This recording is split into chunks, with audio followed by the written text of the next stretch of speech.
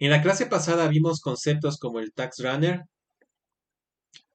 las constantes de JavaScript, también vimos el item linking y cómo se aplicaban aquí en el nodo code. En esta clase vamos a ver en cambio un concepto del que casi nadie habla, relacionado al almacenamiento estático y cómo podemos aprovecharlo para acelerar la ejecución de los nodos code. Quédate porque en los próximos minutos vas a ver una técnica que te va a ayudar a optimizar el tiempo de respuesta de tu nodo code.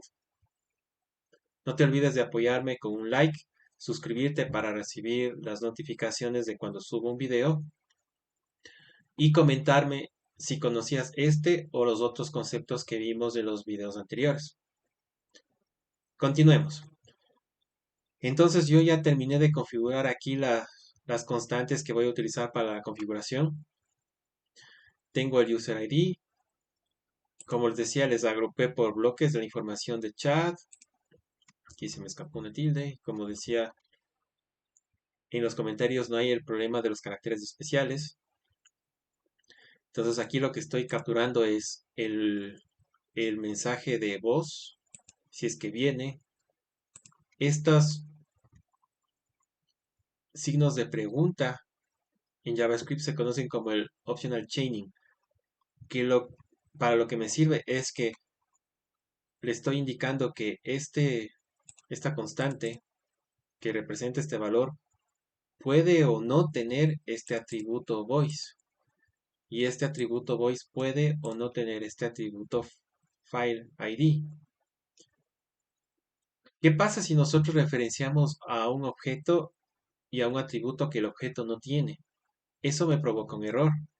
En cambio, con el optional chaining puedo evitar ese tipo de errores, invocar a los atributos que yo sé que van a tener, en este caso, cuando mande un mensaje de voz o cuando mande una foto. No los van a tener siempre, sino en esos casos específicos. Entonces, como aquí tenemos piñado un mensaje de texto, estos datos vienen vacíos, pero yo sé que existen cuando envío un mensaje de voz o una fotografía. Entonces, como no quiero prevenir que el nodo code se cuelgue y me dé un error porque no me reconoce esos atributos, utilizo el optional chaining. Y aquí al final le estoy poniendo estas pipas con los que les conocen, los pipes, al final, este doble pipe, que lo que me hace es decirme que si este valor no existe, no viene, entonces aquí a la propiedad voice del objeto le paso una cadena vacía. Lo mismo aquí, porque si es que yo estoy enviando un mensaje de voz o una fotografía, la propiedad texto no va a existir. Entonces lo que estoy diciendo es que si esto no existe, para que no me ponga aquí null, me agregue una cadena vacía.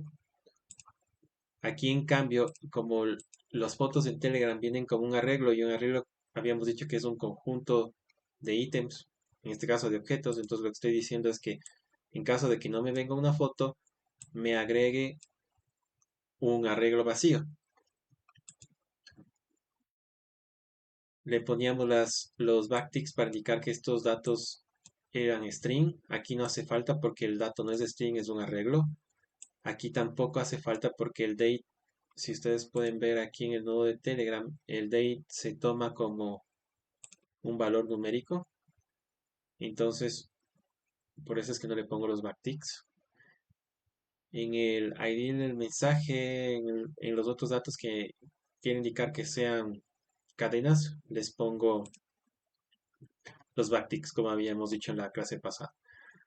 Para los datos del negocio, entonces, aquí definí una constante que hace referencia al nombre. En este caso, para el ejemplo, se llama Tecnopartes de C. Le puse un ID. Ya voy a explicar por qué este ID. Y le puse una clave. ¿Para qué es todo esto?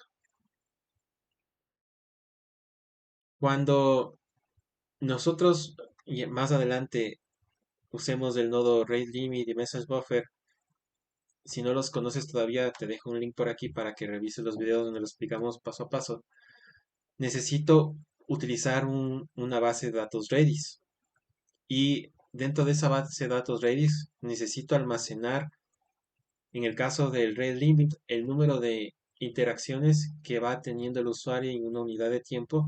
Y en el caso del message buffer, los pedazos de los mensajes que van llegando para consolidarlos en uno solo. Entonces, eso tiene que guardarse dentro de la base de Redis con una clave, un identificador. Ahí es donde viene este business key.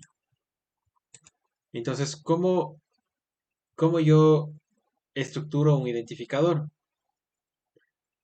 Es común que se escuche que se usa la IP para identificar al usuario, pero el problema con la IP es que no siempre es única. Por ejemplo, si un grupo de usuarios utiliza un proxy, un mismo proxy para salir a Internet, para conectarse a Internet, todos van a tener la misma IP. Entonces, ahí ya no se puede hacer la distinción, porque puede ser que el usuario A y el usuario B estén compartiendo IP por el proxy por alguna otra razón, y el usuario A ya haya llegado al rate limit. Como están utilizando la misma IP, el usuario B, el momento de usar, va a estar bloqueado y no va a poder ingresar. Entonces, no es la forma más óptima de identificar el usuario. Entonces, ¿qué hice aquí? Lo que hice es tomar el user ID. El user ID lo estoy tomando del ID que se le da a cada usuario en el chat. Entonces este ID es único, por lo que no vamos a tener problemas de que se comparta, si usen la misma IP, el ID sigue siendo único para cada usuario. Entonces, ¿qué pasa? ¿Por qué no, si ese es, Álvaro, si ese es único, entonces, ¿por qué no le pusiste solo ese aquí como key? El problema es que puede darse que, digamos, yo construyo un flujo para el cliente A, el cliente B, el cliente C, y un mismo usuario ingresa al flujo del cliente A, al flujo del cliente B, al flujo del cliente C. Como el usuario es el mismo, su cuenta de Telegram va a ser la misma, va a estar asociado al mismo ID.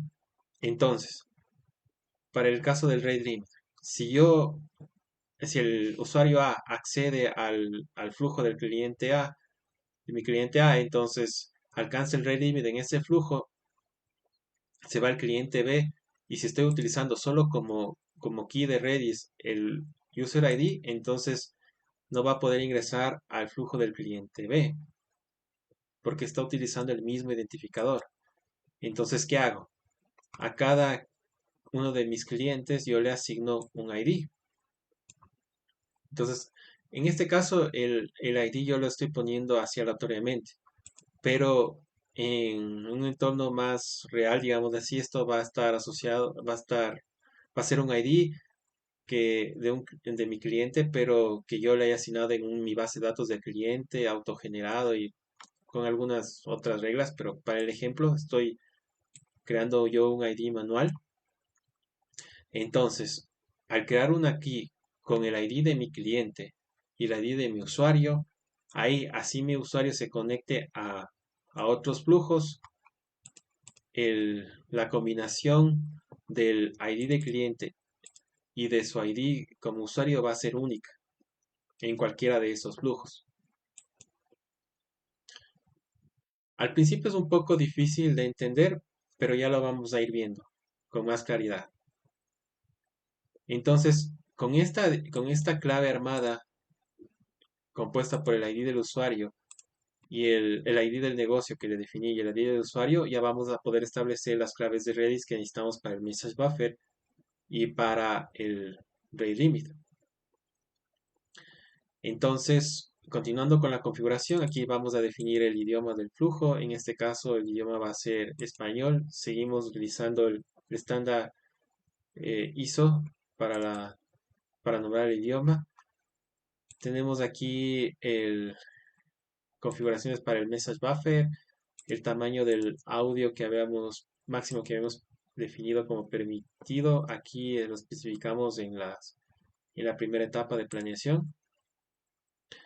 Las interacciones para el rate limit, el tiempo que vamos a darle, la franja de tiempo para estas interacciones. Y aquí estamos definiendo las claves que va a utilizar para rate limit y para message buffer en Redis. Entonces, como lo había dicho en la clase pasada, ¿por qué utilizar una de las cosas por las que utilizo el nodo code para esto? Es que, por ejemplo, aquí explicábamos, ¿no? Que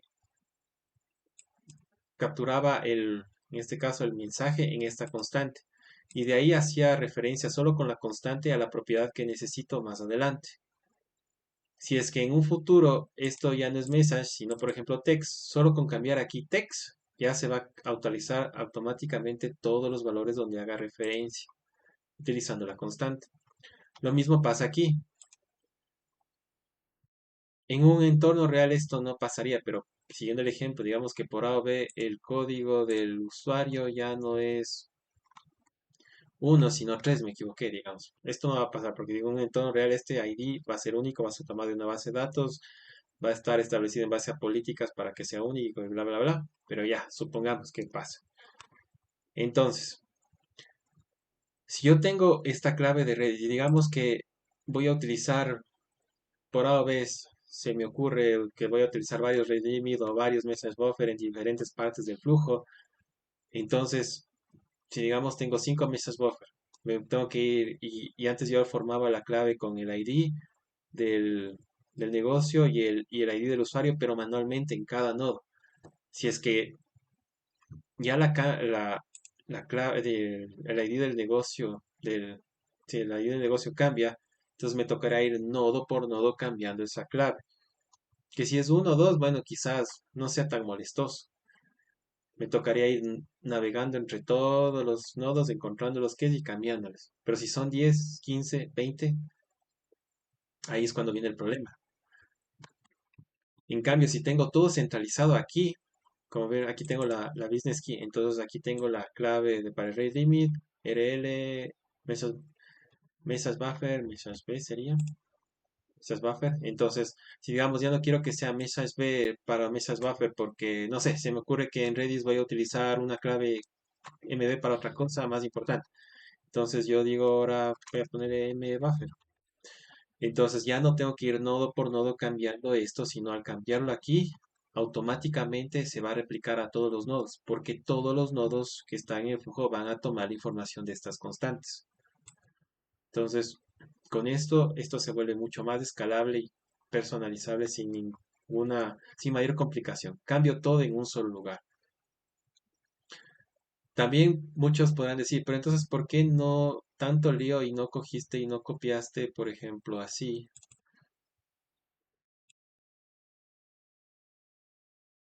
Business ID y le pusiste también el User ID? Y ya, asunto, o sea, de hecho la manera correcta sería así. ¿Por qué no hiciste eso? Ya, asunto arreglado. Por lo mismo, si es que esto tengo que cambiarlo, entonces, y digamos que también la otra clave la definía así. Entonces, si esto tengo que cambiarlo, tengo que hacerlo en dos lugares. Pero muchos me dirán, pero bueno, es el mismo archivo, Álvaro, tanto problema, no. Es que precisamente para ahorrarme ese problema en el futuro es que defino ya la clave base y así, si es que se me ocurre que ya no es Business ID, sino el Business Name, por ejemplo. Ya no quiero hacer las claves con ID, sino con el name. Entonces tendría que poner name, name, name en todas las claves que vaya poniendo. Pero en cambio, si lo hacía de la manera que estaba anteriormente, sí, ya solo tengo que cambiar name acá y automáticamente el cambio se propaga a todos los lugares donde utilice esta constante. Muy bien, con eso en mente ya podemos continuar a la parte final de la configuración de este nodo. Entonces,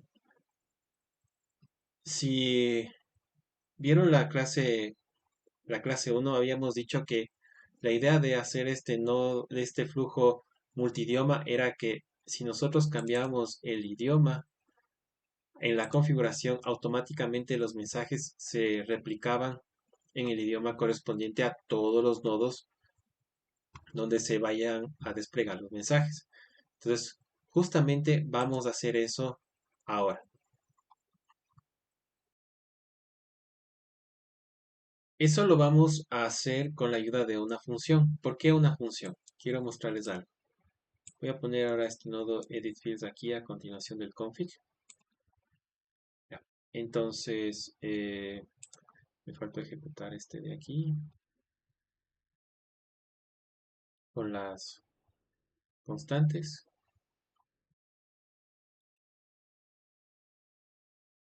Quedó atorado, vamos a guardarle y a parar esto y a recargar para que tome los valores correctamente. Muy bien, esperamos a que cargue. Podemos sentar aquí. Ejecutemos esto, no, ejecutemos nuevamente el workflow. Llega acá, vemos que... Ah, ya. Qué bueno que pasó esto para indicar algo.